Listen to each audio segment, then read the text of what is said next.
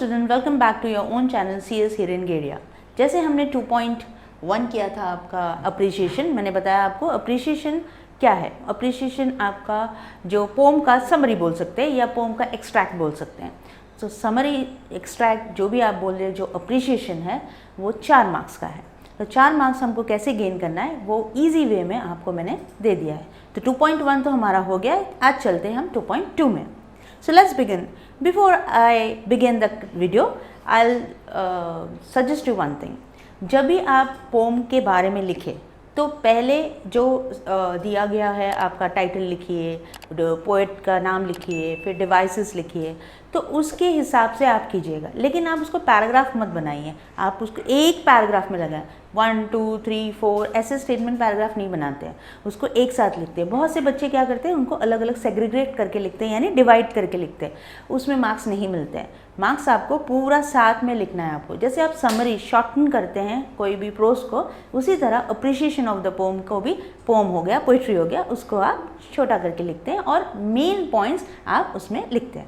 मैंने यहाँ पे अपना ओपिनियन दिया है, आप अपना ओपिनियन दे सकते हैं। अगर आपको ऐसे लगे कि आपको थोड़ा हेल्प चाहिए उसमें, तो आप कमेंट बॉक्स में कमेंट ड्रॉप कर सकते हैं। उसके लिए आपको चैनल को सब्सक्राइब करना पड़ेगा, आपको बेल बटन को हिट करना पड़ेगा ताकि आपको अनेक वीडियोस आते रहे, जो भी वीडियोस अपलोड होते हैं। और वीडियो अच्छा लगे तो लाइक कीजिए, शेयर कीजिए।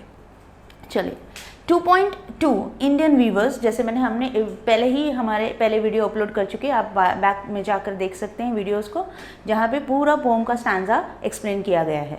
अब यहाँ पे आपको अप्रिशिएशन और लाइन वाइज आपका फिगर्स ऑफ स्पीच एक्सप्लेन किया जाएगा। इंडियन वीवर सरोजिनी नायडू 13 फरवरी 1879 उनका जन्म हुआ था, 2 मार्च 1949। ये लिखने की ज़रूरत नहीं, अगर आप लिखते हैं तो बहुत ही अच्छा है। Now Indian Weavers is a poem by the renowned poet Sarojini Naidu. The poem has been taken from the poet's first volume, The Golden Threshold. ये लिखना बहुत important है कि कहाँ से ये extract आया है, poet कौन है। Published in 1905. It consists of 3 stanzas. ये लिखोगे तो बहुत ही अच्छा है। 3 stanzas और quatrains with 2 rhyming couplets, each AA, BB, CC, DD, EE, FF, जो आपको हमने पहले ही समझा दिया है। The poem is a metaphor for 3 stages of human life, birth, youth and death. तो पूरा पोएम मेटाफॉर है क्योंकि वो कलर्स को डिपिक्ट कर रहे हैं, वो day time, evening time and night time, mid night का टाइम डिपिक्ट कर रहे हैं आपके बर्थ, यूथ एंड डेथ के लिए। तो वो मेटाफॉर हो गया, right. The poet depicts Indian weavers who weave the tirelessly at different times.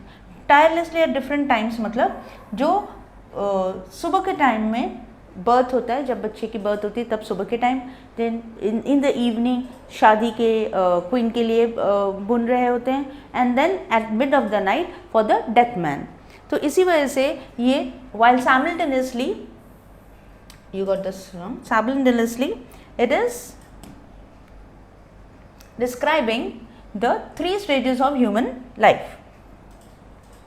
From birth to death, just as the weaver weave from dawn to night. Dawn मतलब सुबह से लेके रात तक।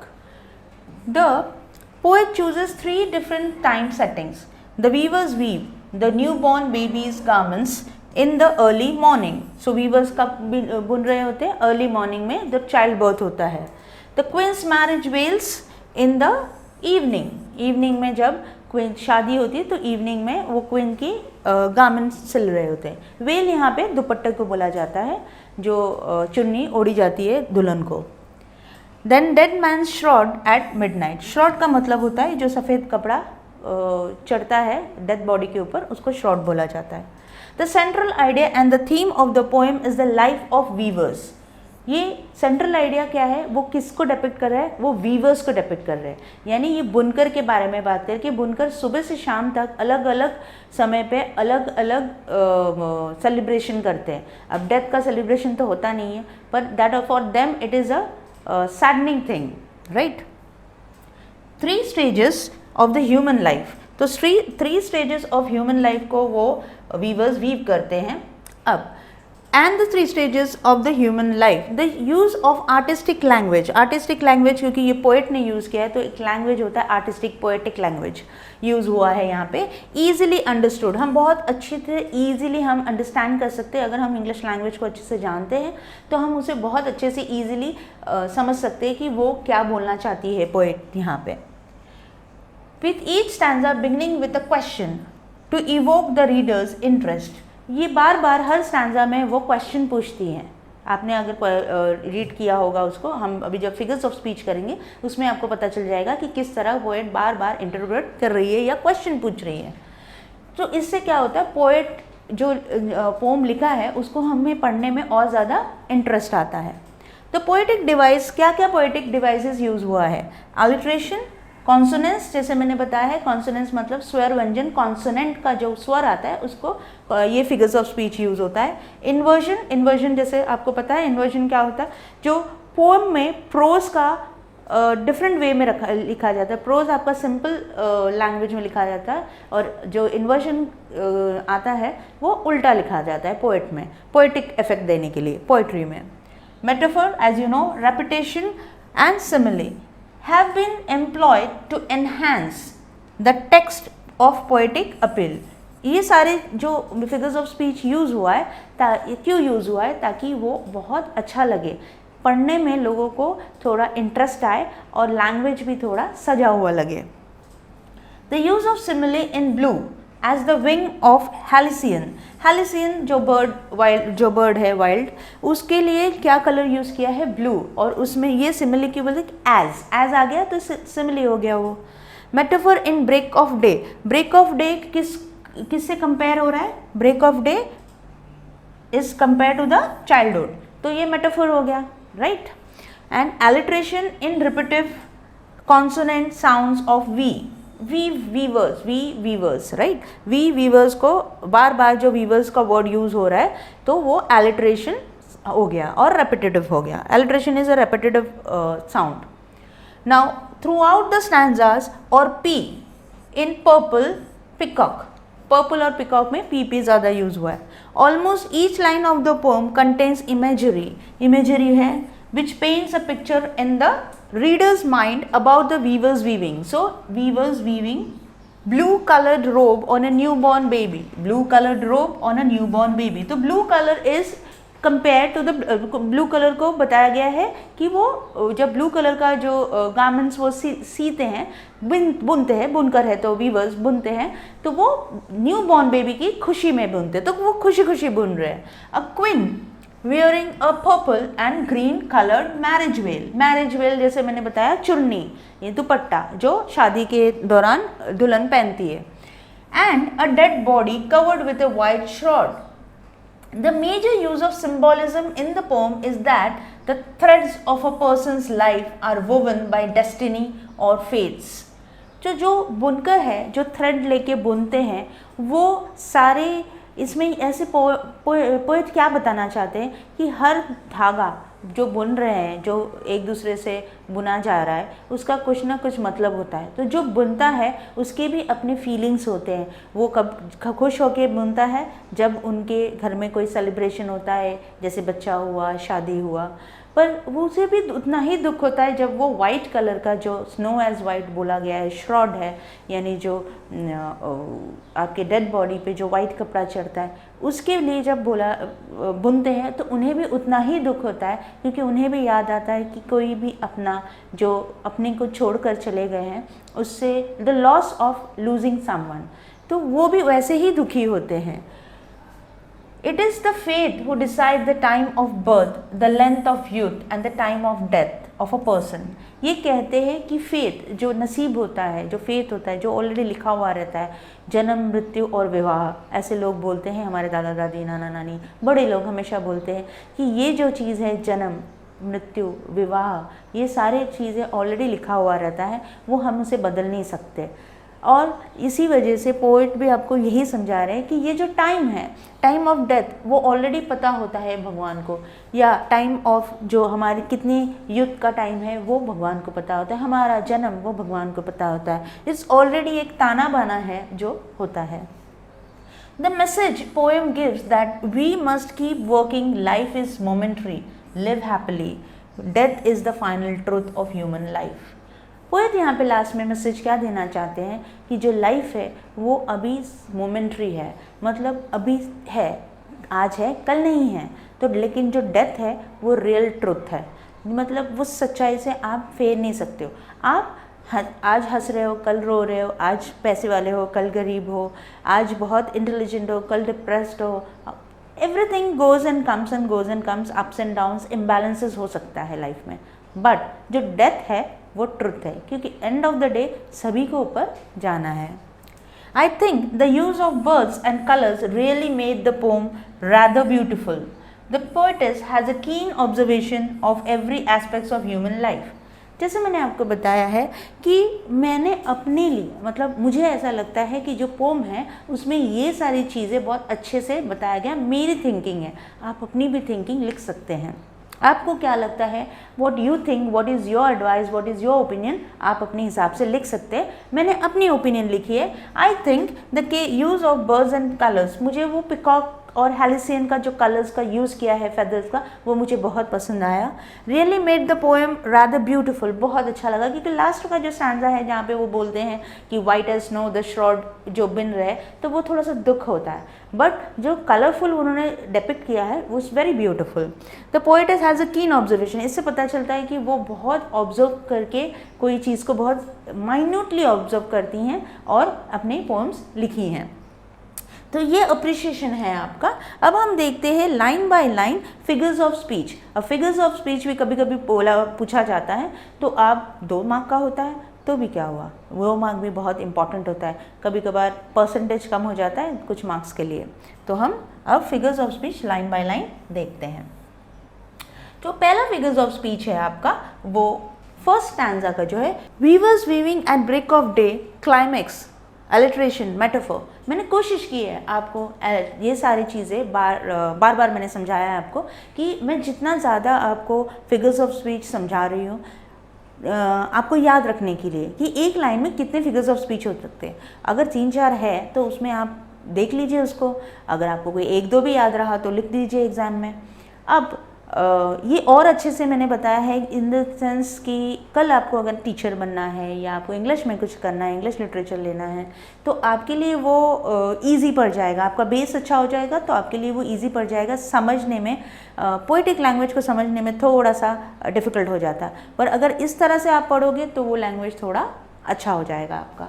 सो लेट्स स्टार्ट क्लाइमेक्स से। No climax क्यों है, the words are arrange in the ascending order. Ascending order मतलब असेंडिंग डिसेंडिंग आपको पता है, मैंने आपको पहले वाले वीडियो में बताया था। असेंडिंग ऑर्डर मतलब 1 2 3 4 5 6 7 8 9 10, और डिसेंडिंग ऑर्डर मतलब 10 9 8 7 6 5 4 3 2 1। तो अब यहाँ पे क्लाइमेक्स का क्या है, असेंडिंग ऑर्डर, यानी वीव कर रहे हैं ब्रेक ऑफ अ डे में, ठीक है। एलिट्रेशन क्यों है, क्योंकि the sound of W, the sound of जो W है वो आ रहा है, वो कैसे आ रहा है, वीवर्स वीविंग। मेटाफोर क्यों है, because the start of the new day, break of the day को has been indirectly compared to start of a new life. Start of a new day में क्या करते हैं वो babies के लिए close करते हैं ना, the morning time, right? It is the morning time.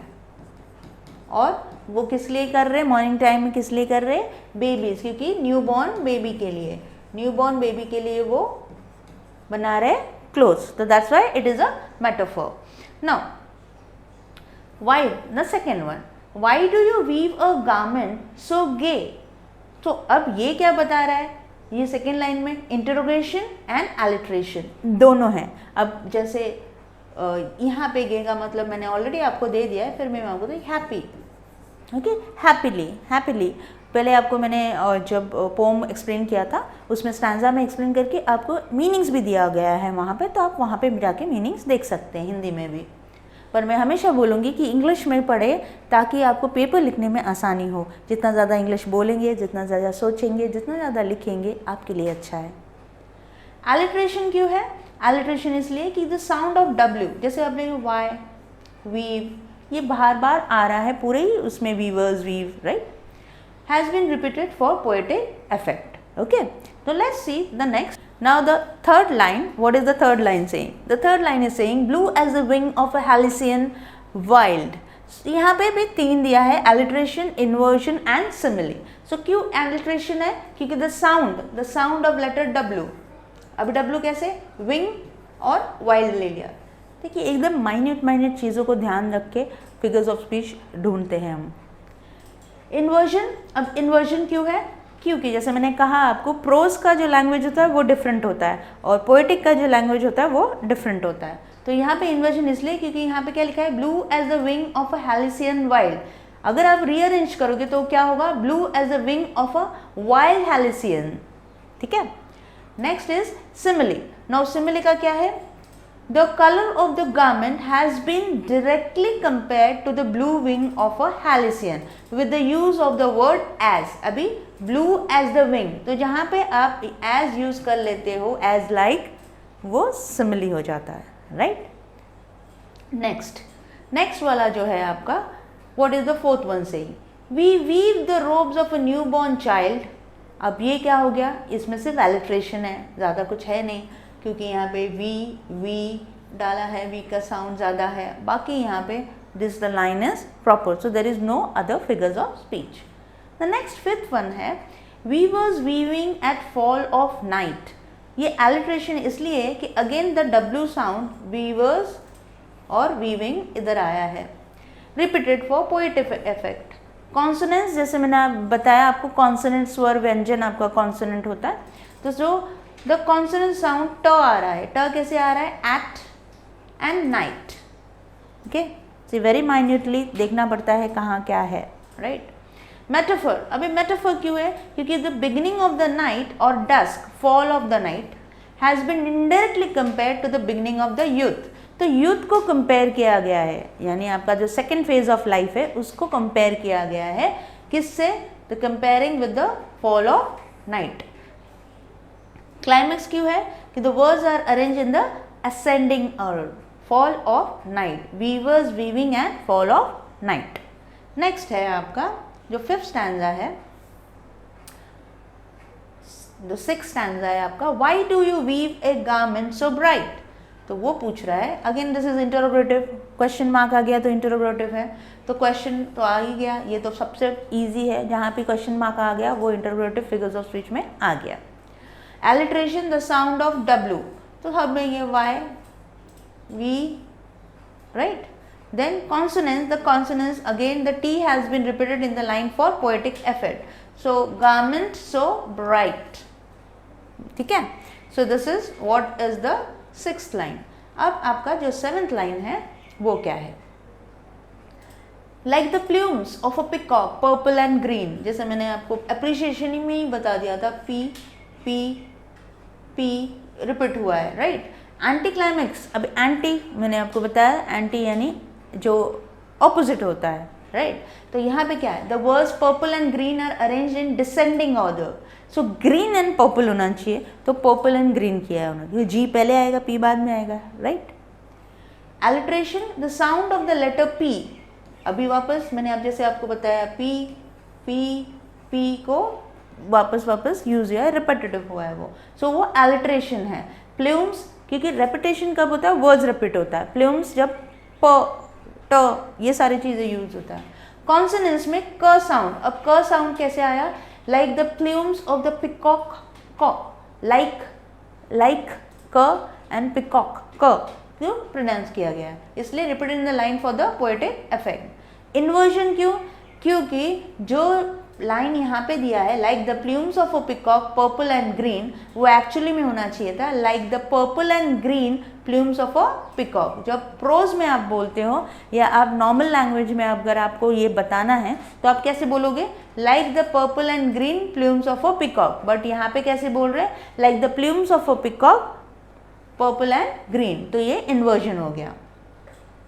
Now the bright, simile क्यों है? अब सिमिली इसलिए है, the bright garment has been directly compared to the purple and green plumes of a peacock, क्योंकि उसने यहाँ पे वर्ड लाइक यूज हुआ है. लाइक एज सिमिली में यूज होता है. Now the next one is your eighth line, we weave the marriage veils of a queen. So यहाँ पे जो लाइन है अलिट्रेशन, क्योंकि again the sound of we आ रहा है, राइट। वे वो भी यहाँ पे वो वी जैसे साउंड होता है, वो वेल्स वी विव, तो W हैज दैट बैक, तो इसमें ज़्यादा है नहीं कुछ। नेक्स्ट है आपका weavers weaving solemn and still. So वो कहाँ आया क्लाइमैक्स, क्योंकि the words weavers and weaving are arrange in ascending order, weaving weavers, ठीक है। पैराडॉक्स क्यों है, क्योंकि meaningless absurd as one can not carry the work of weaving being still. ये जो स्टिल है, आप अगर स्टिल बैठे हो तो कैसे काम करोगे, सिलाई बुनाई कर सकते हो आप, लिख भी नहीं सकते हो आप स्टिल बैठे हो तो ये पैराडॉक्स हो गया। पैराडॉक्स को आपको होता है, पैराडॉक्स कभी भी कोई चीज़ को क्या करता है, अभी यहाँ पे बता रहा है कि यहाँ पे तो कोई चीज़ उसकी मीनिंगफुल ही नहीं है, there is no meaning in this. No anti climax again because ये solemn and still are arrange in descending order, still and solemn होना चाहिए था।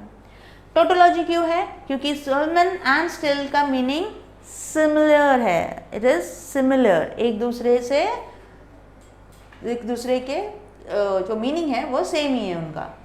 अब ये हो गया आपका 10th लाइन।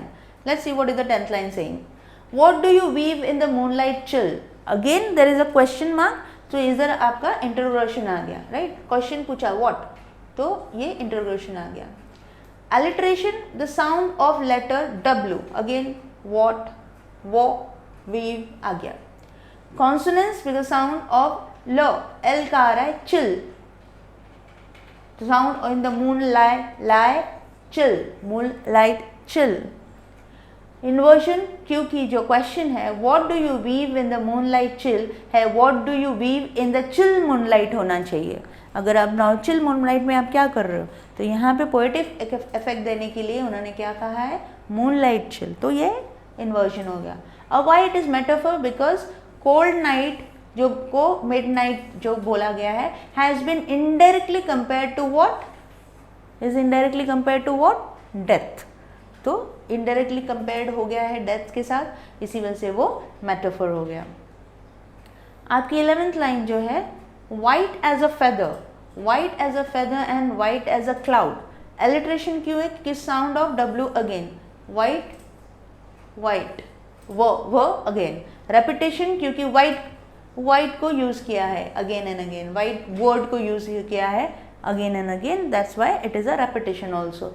अब सिमिली क्यों है, क्योंकि जो वाइटनेस है वो फ्यूनरल श्रॉड के लिए यूज हुआ है, जो डायरेक्टली कंपेयर किससे किया है, white feather white cloud, use word as यहाँ क्या है, white as a feather and white as a cloud, इसलिए ये सिमिली है, okay. So now next is the last stanza, which is weave. Now what is it? We weave a dead man's funeral shroud. Alliteration क्यों है, क्योंकि ये again W का sound हो रहा है यहाँ पे, we and consonants क्यों है, क्योंकि ड का साउंड हो रहा है। ड का साउंड कैसे आ रहा है, dead man's funeral shroud, तो dead and shroud, ड का साउंड, तो ज़्यादा नहीं है इसमें कुछ। जो देखिए आप, this is very easy way of understanding the figures of speech. अगर आप चाहते हैं कि आपकी लैंग्वेज सुधरे तो हर लाइन को लिखिए, फिर अपने आप कोशिश कीजिए कि वो फिगर्स कौन सा फिगर्स ऑफ स्पीच होगा। अगर आपको उसमें समझ में नहीं आ रहा है तो फिर से आके चैनल को रिव्यू कीजिए, देखिए, रिविजिट कीजिए, देखिए कि आप कहाँ गलत है। फिर भी आपको कोई प्रॉब्लम है तो आप कमेंट बॉक्स में कमेंट करें। आप फिर से कहूँगी, जितना ज़्यादा आप लिखोगे उतना ज़्यादा आपके प्रैक्टिस में रहेगा, because practice makes a man perfect. और आप ज़्यादा से ज़्यादा रीड करें और पोम के अप्रिशिएशन को बार बार लिखें। जितने बार आप लिखोगे उतने बार आपकी स्पेलिंग्स ठीक होगी, आपका ग्रामेटिकल एरर कम होगा। सो इसी के साथ आपका ये वाला जो पोम है वो ख़त्म होता है। नेक्स्ट पोम के साथ, अप्रिशिएशन के साथ आपकी नेक्स्ट वीडियो में मैं हाजिर होती हूँ। तब तक के लिए thank you so much, take care.